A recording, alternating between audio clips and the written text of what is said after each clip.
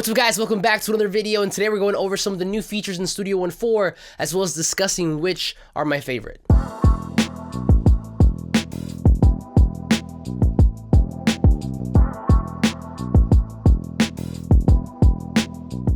So Studio One 4 dropped last week, and I saw the live stream that PreSonus did last Tuesday, I believe, but unfortunately I was out all week, so I couldn't really play with the software.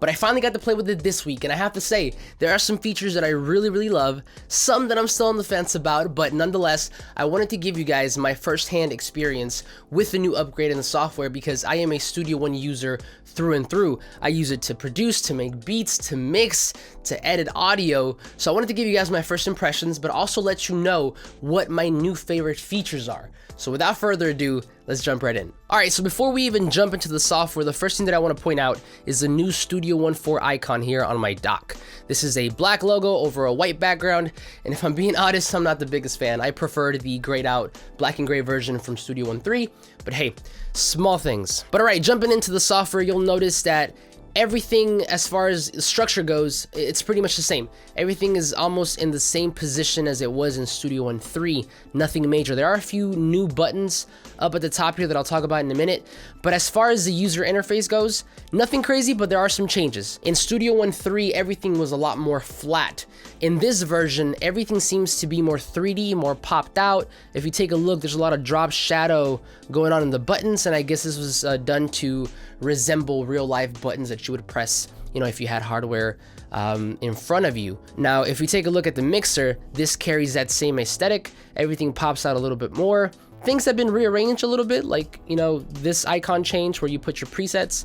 But for the most part, everything looks to be the same, but more 3D. But alright, moving on, the first new feature for Studio One 4 is the Chord Track. Now, the Chord Track has to be it definitely is my favorite update to Studio One 4, and it's something that I've been waiting on for a really long time. Now, basically what the Chord Track does, it allows you to identify chords and harmonics within an audio file or MIDI file. Now, this is a big deal for producers, especially if you're one that samples, because as opposed to you doing all these extra steps to determine the key and the chords, the program now does it for you. As a matter of fact, I did a video before where I showed you guys how to do this manually, but it makes me so happy that now there is software to help me get the task done. So let's check it out. All right, so the first thing that I'm gonna do is I'm gonna bring in a sample. Now, this is a sample chop from the homie Playhouse, so shout out to him. And the first thing that I'm gonna do is I'm gonna get it to the right BPM. Let's get that perfect in there.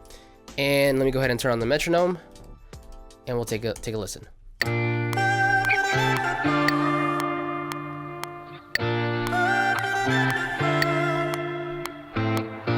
Now, that's a cool sample chop, and if you wanted to find the key of this and then subsequently the chords that we would use to build a beat, like I showed you guys in a video that I did before, you'd have to use a piano to find the root note, and then, you know, use an external website to figure out the rest of the chords. Just a bunch of mess to get one thing. But now it's so much easier. Now all you have to do is, once you get the BPM correct, right click on the audio file, then go to audio, and now there's a new section called chords. All you have to do is hit detect chords. And as you can see, it already told me what chords are being played in the audio file. Now that's super cool. Now, like I said, this is a big deal for me, and I'm sure for every other producer and songwriter as well, because now all you have to do is figure out what key these chords fall under and then play some more and build your beat that way. So before we move on, I do want to test these chords because at the end of the day, this is still software, and I would encourage you that even if you do use this feature, that you double check to make sure you're playing the correct chords. All right, so what I'm going to do is I'm going to open up a MIDI region on this piano here, and when the piano roll opens up, I want you guys to take a look at the bottom left-hand corner. We have this new label called input chord. Now, this is cool because it tells you what chords you're playing on the piano, and it's super useful to me because I was not classically trained on piano. I learned by producing and by making lots of mistakes, but sometimes I don't know where the chords are on the keyboard, and this tells me exactly what I'm playing. So take a look here. I'm gonna just play anything. So D minor, C, G. Now, like I said, this is super cool because now you know what chords you're playing, and it should help you make your beats a little bit faster now. But anyway, let me go ahead and test these chords out. It looks like we have a B flat 6, C6, D minor, it repeats, and then we have an A minor variation. So I'm gonna go ahead and actually record this as well.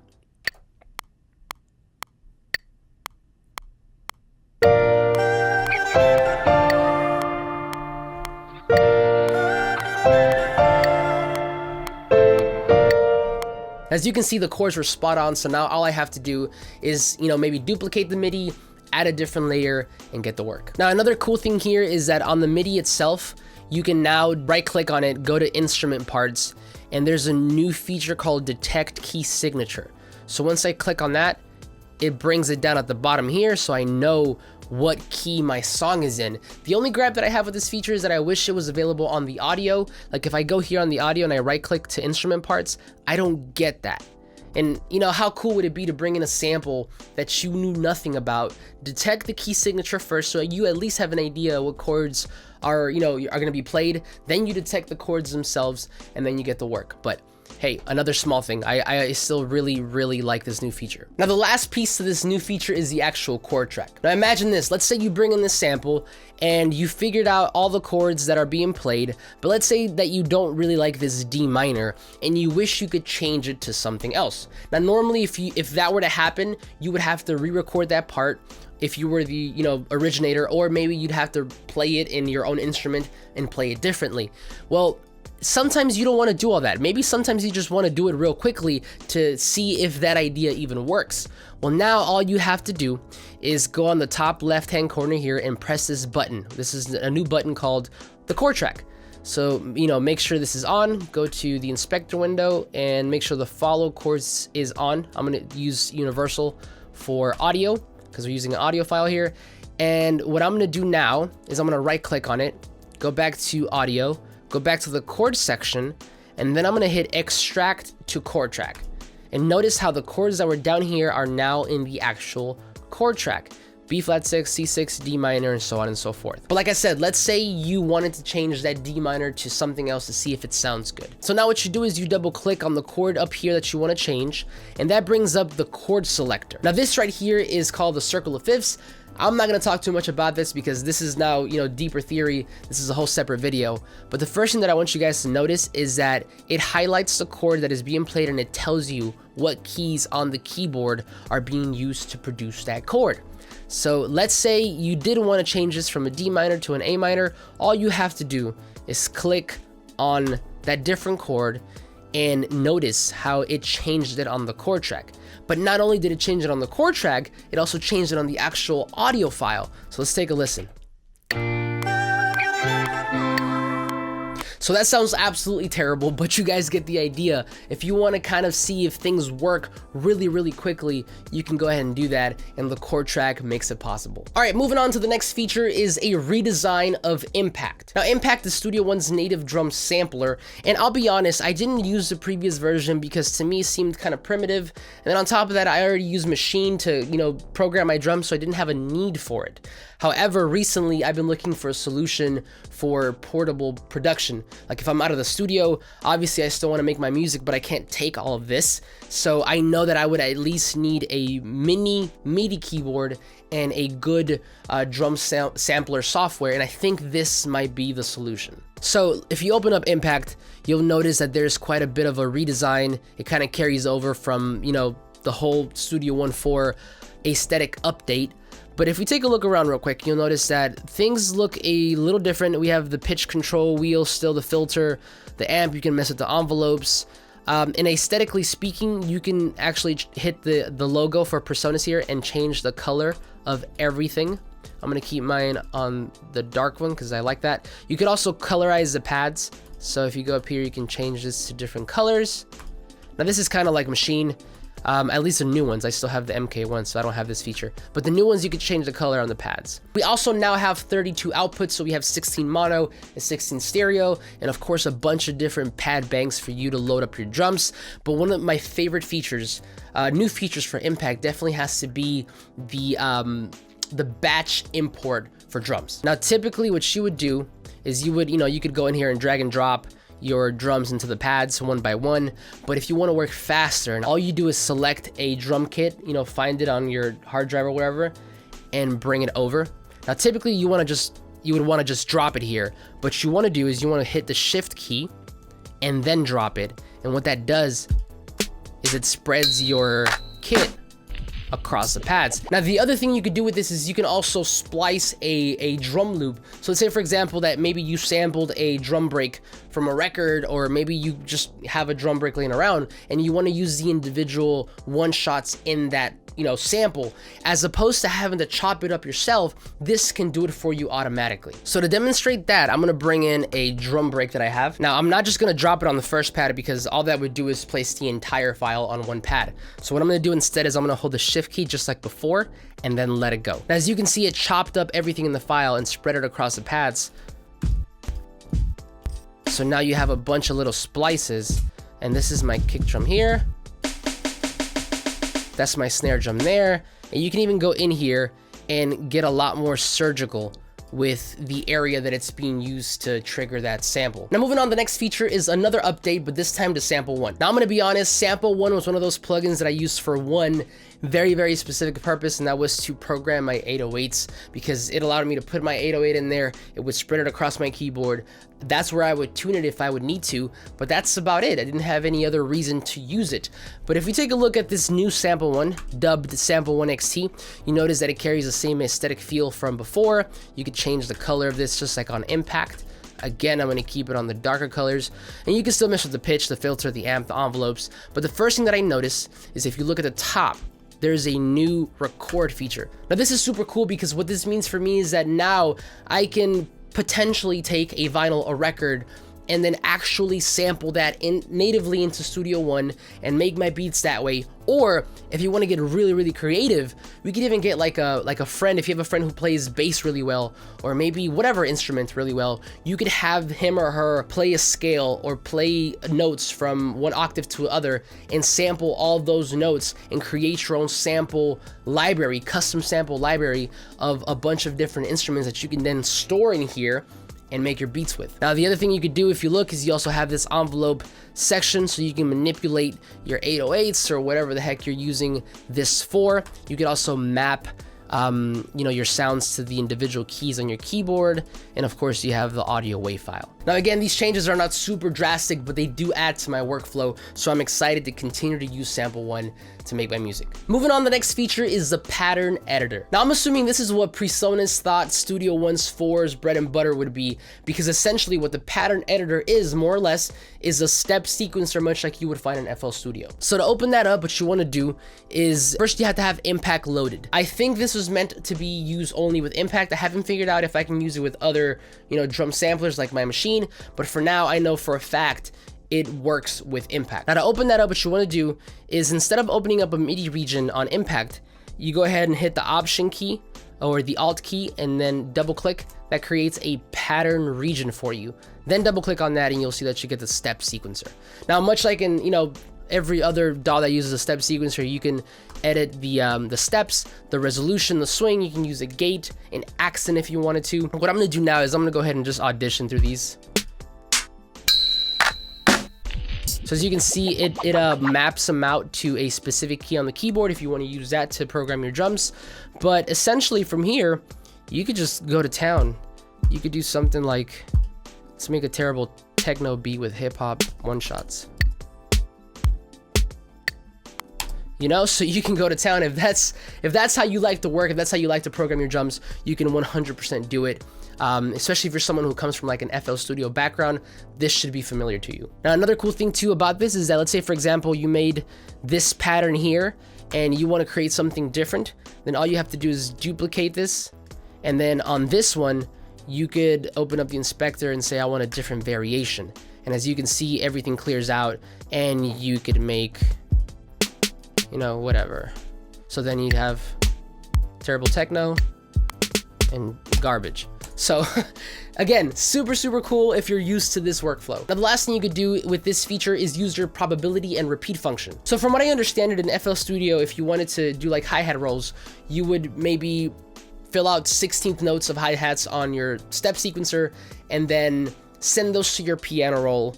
And then from there, chop it up into 32s or 64s and make your rolls that way. Well, I guess Studio One wants you to stay in the step sequencer for the entire thing, because now, let me click, let's do this. I'm gonna fill this in with this feature, the autofill, and we get something like this. Go ahead and click on a note, and let's say you wanna do your roll here. go to repeat, and then just determine how many times you want that note to repeat, and you get something like this. You could add another one here maybe. Let's just go full machine gun. Now, the last thing you could do with this, of course, is use a probability function. And basically all this is you telling the software what the probability of this exact pattern playing again once it loops over. So let's say maybe you don't want as many rolls here the second time and you want to kind of randomize it. Well, maybe I should do, 47% on that. And maybe this one, only play it like about 20%. Now that in essence is the step sequencer. Now personally, I am not a fan of it because I don't use it. Not because I hate it or I'm trying to hate on it, but I just don't use it. I like to play my drums in. I like the feel of playing my drums. So I wouldn't really use this, but if you're someone who likes this workflow, maybe again, someone who is used to the FL Studio workflow, then this might be for you. Now the next feature is called the drum editor, and it's just a new way for you to be able to arrange your drums and get them to sound the way that you want to. So to do that, I created a small but very basic drum pattern here. So let's say maybe you don't want to arrange it or create your drums in the step sequencer. Well, basically all you have to do is you want to go ahead and right click, go over to instrument parts and convert pattern to part. This essentially also sends it to the piano roll, if you guys are wondering. So if I do that, it sends it to the piano roll, as you can see here. And now all you have to do is click on this little drum icon next to the keyboard icon, and that essentially lets you see your drums in the form of like these little diamonds, these little, triangles. So essentially you have that. And if I want to add more drums, you can go ahead and duplicate that.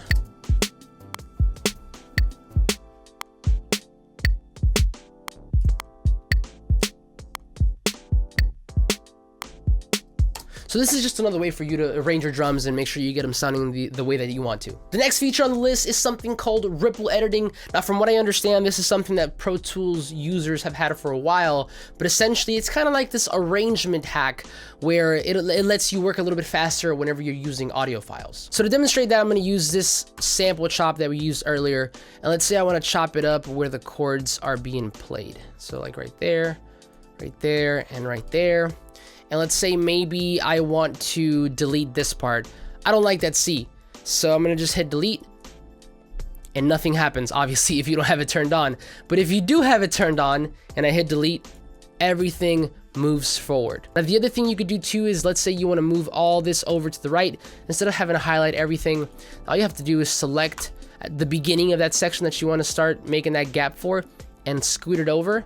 And notice how everything scoots along with it. Now, personally, I don't know when I would use this feature because if we're talking about arrangement, I prefer to use the arrangement track. It's a lot faster for me, especially for beat making. But who knows, maybe this will be useful in the future. Now the next two features are relatively small, but they are super powerful because they help increase my workflow. So what I'm talking about is the ability to now import AAF files and to import song data. Now if you're unfamiliar with AAF files, pretty much what they are is they're files that allow you to import other people's workflow into your own DAW. Now where I see this being useful is if, let's say for example, I'm collabing with another producer and they're on Logic but I'm in Studio One, and they would have to bounce all their stuff to audio because I might not have their VSTs. But let's say they bounce all their stuff to audio and they've done their crossfades and they've arranged their parts to be, in a specific position. What they could do then is export their entire session as an AAF, send it to me. Once I open that in here, I'm gonna see all their edits. I'm gonna keep their original placement of their audio files and I can continue to work that way. So that's one. And then the second feature is the import song data. Now this to me is super dope because essentially what happens is I have now the ability to import specific sections from other Studio One songs. So let's say for example that I am trying to make a new beat and I have beat block, I can import the drums from another beat that I might have liked a lot and then just create a new top line, a new melody line on top of that and make a whole new beat out of it. So let me demonstrate that for you guys now. So let's say for example, I want to import the drums on another beat that I really liked. I'm gonna go to song, import song data. So I'm gonna go ahead and click on the .song file, hit open. Then it's gonna give me the option. It's gonna ask me, well, what do you want to import? And I'm gonna say, I want the drums.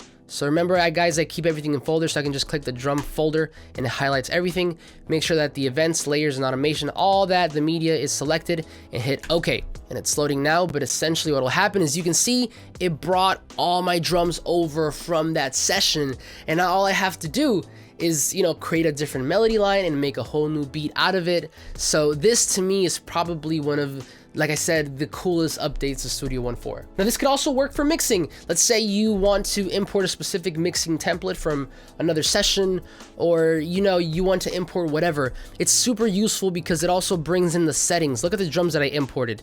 All the leveling has also been brought in, so this could also be used for mixing. But that is it, guys. Now, like I said, there are a bunch of features that I love, like the Chord Track. I cannot wait to start using that more. I think it's definitely a game changer for any producer or songwriter using Studio One.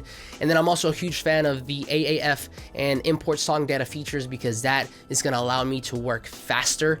Now, you know, the pattern editor, I'm not a big fan of. Not that I hate on step sequencers, but I just don't use them. But if you're someone who likes that workflow, that could be for you. Now, if you want to try Studio One 4, what I would recommend is to go to their website and download the demo to see if it's for you.